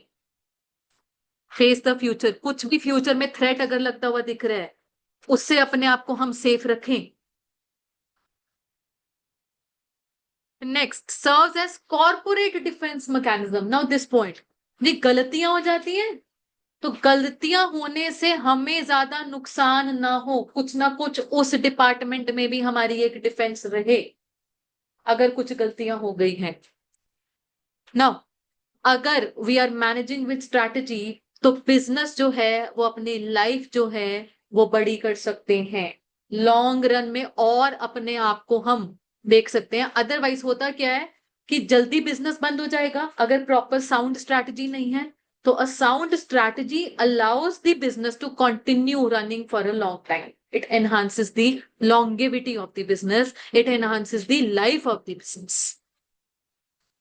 And last point, it helps the business in developing certain core competencies। हमारे पास आगे जाके चैप्टर नंबर 3 में आएगा वर्ड कोर कॉम्पिटेंसी या कंपेटिटिव एडवांटेज। हम अगर अपने राइवल्स अपने कंपेटिटर से बेटर हैं तो किस एस्पेक्ट में बेटर है, कंपेटिटिव एडवांटेज क्या है हमारे पास। जिसकी वजह से हम अपने राइवल से एक्स्ट्रा प्रॉफिट कमा पा रहे हैं। तो ये वाली वर्ड्स जो है core competency and competitive advantage आगे जाकर आएगा। वही चीज को इन्होंने पेज भरने के लिए गोले में लिख दिया, याद कर सकते हैं, देख लो। इनकरेज नहीं है, प्रॉपर उनके सजेस्टेड आंसर्स में भी रिटन है। तो 1 2 3 4 5 6 7, ये 7 पॉइंट आ गए आपके पास। मुझे बताओ अभी के अभी वो 7 पॉइंट याद है? आर प्रीटी फ्रेंड्स नहीं बोलना। चलो चलो एक सेकेंड रोहित, पहला पॉइंट बोलो proper term, objective and goals. Akhil दूसरा पॉइंट रिएक्टिव, ठीक है जी। उसके बाद सलोनी तीसरा पॉइंट फेस द फ्यूचर, चलेगा। Fourth point Sumit framework for all major decisions, ठीक है जी। उसके बाद नेक्स्ट पॉइंट पीछे Dikshant corporate defence mechanism, Mahak sixth point enhance the longevity of the business, और एक पॉइंट और रह गया था, काजल बताओ। Develop core competency and competitive advantage, याद हो गया जी, बहुत बढ़िया। चलो अब जहां स्ट्रैटेजिक मैनेजमेंट के कुछ फायदे हैं, डेफिनेटली बेनिफिट्स बोलो, इसी को हम इंपॉर्टेंस बोल देते हैं। It comes at some limitation also, वो लिमिटेशन क्या है अभी मैं आपको डिस्कस करवाऊंगी, बट आगे जाकर एक बहुत ही बढ़िया चीज बोली गई। लिमिटेशन होने के बावजूद क्या एक बिजनेस को स्ट्रैटेजिक मैनेजमेंट तब भी करनी चाहिए? हम बोलते हैं तब भी करनी चाहिए because benefits outweigh the limitations. इसके बेनिफिट्स जो हैं कहीं ना कहीं बहुत ज्यादा हैं एज कंपेयर टू लिमिटेशंस जो भी होती है। अब स्ट्रैटेजिक एग्जैक्टली स्ट्रैटेजिक मैनेजमेंट की लिमिटेशन जरा समझिएगा बच्चे। जो मेरी यंगर सिस्टर है, she did her MBA from IIM Bangalore, और उसके बाद उनकी प्लेसमेंट हो गई in Bain and company. No Bain and company क्या है? वो स्ट्रैटेजिक कंसल्टेंसी प्रोवाइड करती हैं अपने अलग अलग क्लाइंट्स को। Before her MBA she was working in operations consultancy. Operations consultancy में क्या होता है कि इन जनरल बोला जाता है, फर्म्स को एडवाइस किया जाता है आपको अपनी मार्केटिंग कैसे करनी है। जैसे मुझे याद है बिफोर हर एमबीए जब जहां पर वो काम कर रही थी, सो बेसिकली वो क्लाइंट्स को प्लान बना के देते थे कि फार्मास्यूटिकल उसकी एक फर्म थी, तो उन्होंने ऐसा प्लान बना के दिया था कि उनके एमआर होते हैं, मेडिकल रिप्रेजेंटेटिव्स। एमआर जो हैं अलग अलग डॉक्टर को विजिट करेंगे। तो बाहर के क्लाइंट थे तो इस लोकेशन में इतनी फ्रीक्वेंसी पर विजिट करना चाहिए, इस लोकेशन को इतने एमआर आप इसके लिए हायर कर लो। तो ये वाली बात थी। तो ये एक ऑपरेशंस कंसल्टेंसी थी। ऑपरेशन कंसल्टेंसी मतलब सिर्फ और सिर्फ अपने आप को एक ऑपरेशन यानी कि मार्केटिंग को लेकर बात करी। But after her MBA now she is doing strategic consulting. Strategic consulting मतलब बिल्कुल टॉप कॉर्पोरेट लेवल लोगों को वो एडवाइस देते हैं। नाउ जब एक क्लाइंट बेन एंड कंपनी के पास आता है, वो एक क्लाइंट जो है अपने पास जो भी प्रोजेक्ट लेकर आया, पेन एंड कंपनी उनको बोलते हैं कि हम आपको ये डिलीवरेबल मतलब जो भी प्रोजेक्ट रिपोर्ट है हम तैयार करके देंगे 6 महीने में। तो ऑन एन एवरेज जो मेरी सिस्टर काम करती है एक प्रोजेक्ट पर, तो वो 6 महीने काम करती है, 6 मंथ्स।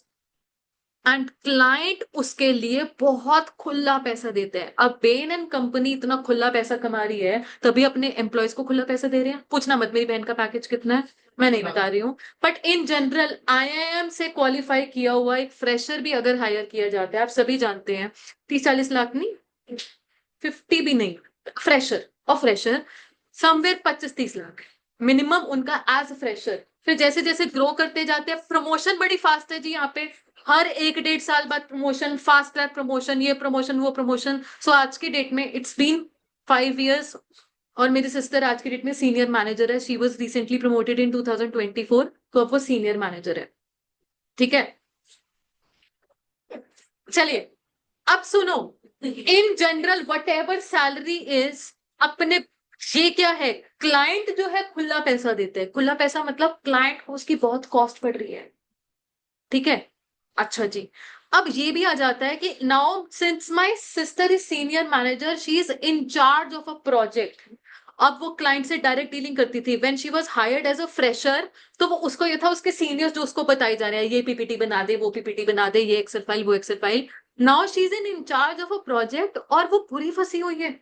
कोई कहती है मुझे सबैटिकल लेना है, कभी कहती है मुझे छोड़ना है। अभी वो बिल्कुल ट्रैप में फंसी हुई है, कहती कि प्रोजेक्ट सामने आता है, स्टार्टिंग का 1 महीना तो समझ में नहीं आता सिर पैर क्या है इस चीज का जो करनी है। इतनी अनस्ट्रक्चर्ड प्रॉब्लम है। अनस्ट्रक्चर्ड प्रॉब्लम मतलब डिसीजंस, अगर कोई एडवाइस करने अपने क्लाइंट को, आप ये डिसीजन लो, डिसीजन का बेसिस क्या है, बताना क्या है उनको। There has to be a fundamental ना, अपने इंट्यूशन के हिसाब से तो नहीं बताना ना। बेन एंड कंपनी ये नहीं कह सकती हमें ये लग रहा है आपको ये कर लेना चाहिए। It has to come from a strong fundamentals की मार्केट प्रोजेक्शन ऐसी होगी। फॉर एग्जाम्पल एडवाइस देनी है वेदर टू एक्वायर और take over any other business और नॉट। ठीक है जी। अब वो अगर एक्वायर कर लिया तो एक एज अ मर्ज्ड एंटिटी आपके पास ये आपका आउटपुट हो सकता है, इतने आपके प्रॉफिटेबिलिटी इंप्रूव कर सकते हैं। तो डेफिनेटली कुछ ना कुछ ऐसे वेरिएबल्स, अब देखो वो कॉर्पोरेट वाले लोग जरा टर्म्स कैसे यूज करते हैं, the problem is very unstructured, अपनी मीटिंग में ये बोलते हैं, वो पीपीटी को डेक बोलते हैं। ठीक है, और there are so many variables.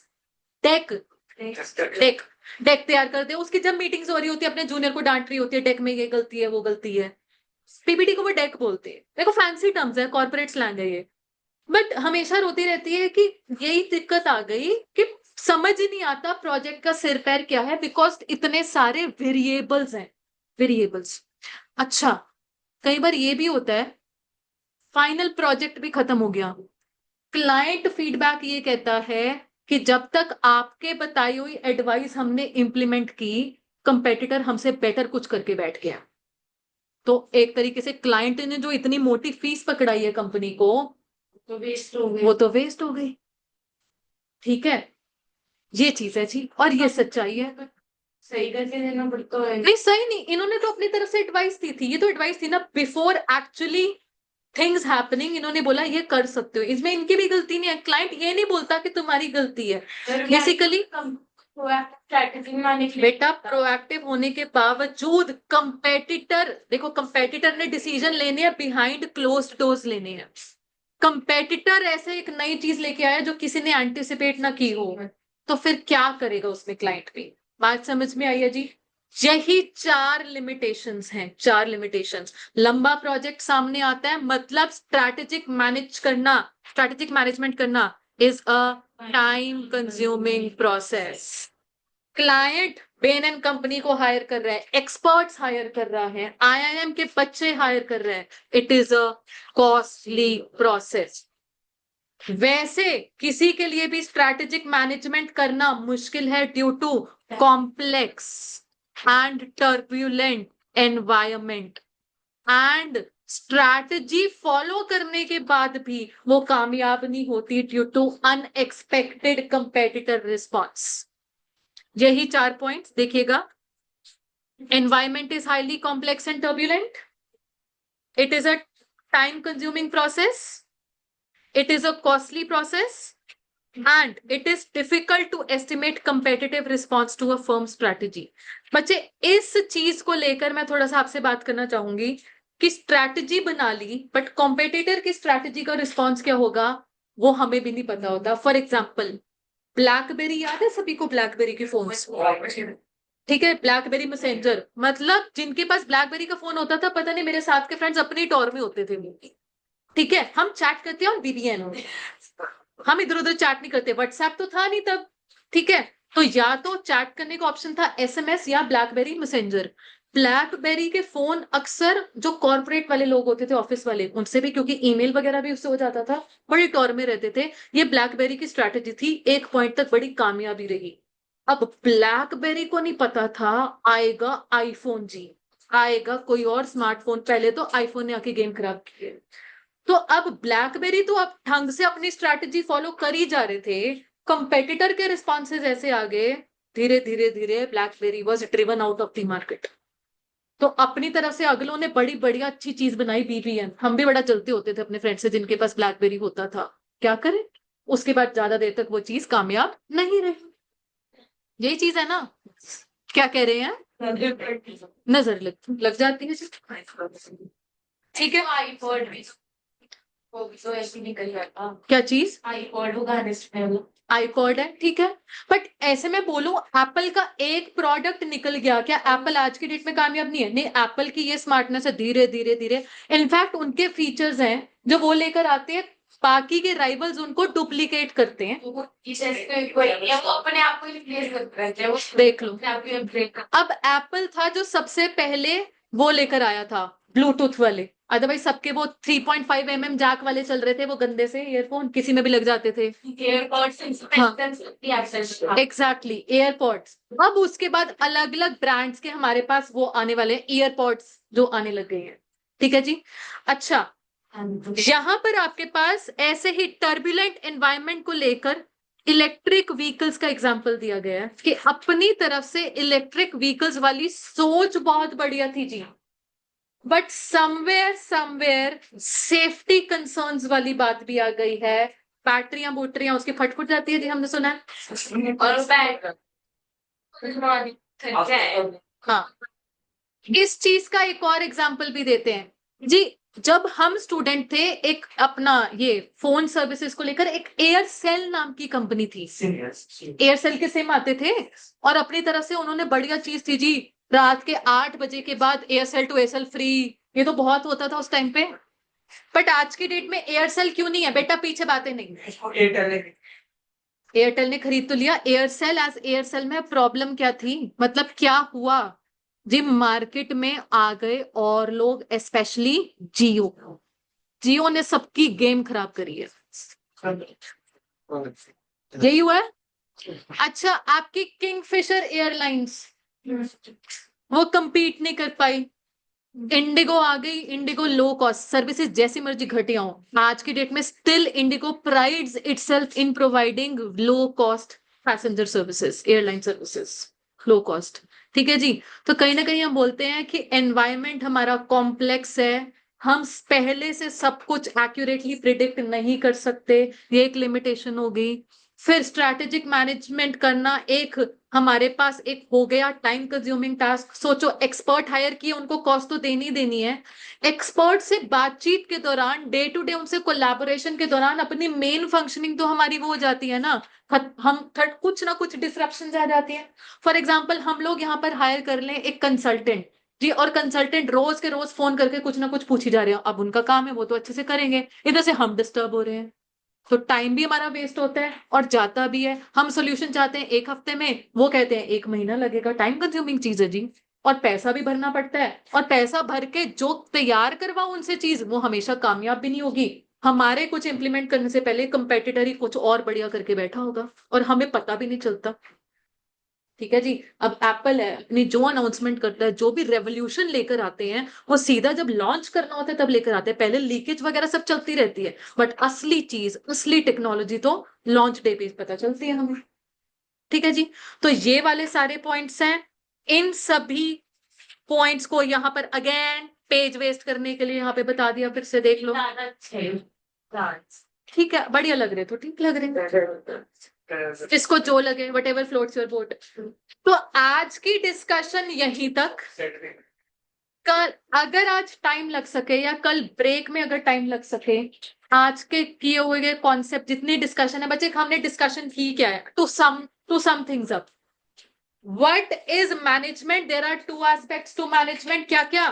कि it is a key person in charge of affairs of the company, and second, it is the process of interrelated 5 functions. What is strategy? It is long range blueprint of organization, desired image, direction and destination. फिर आगे ये भी बोलते हैं, it is a plan designed to ensure basic objectives of the organization are fulfilled.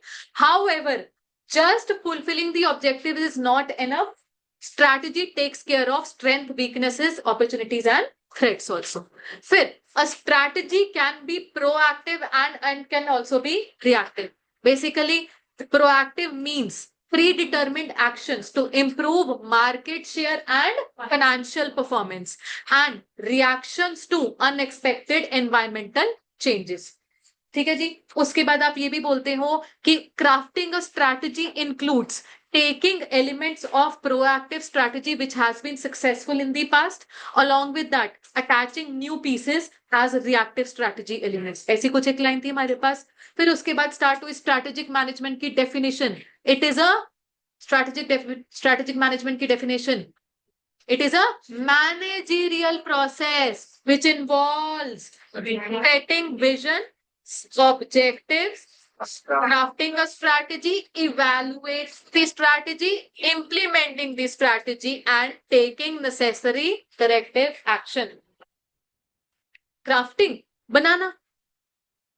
उसके बाद importance of strategic management, वो 7 points हो गए। Are pretty friends, fearlessly conquer difficult enemy, याद रहेंगे जी।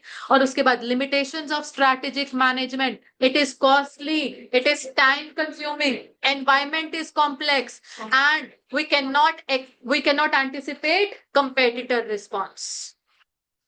डन है जी आज के लिए? ओके।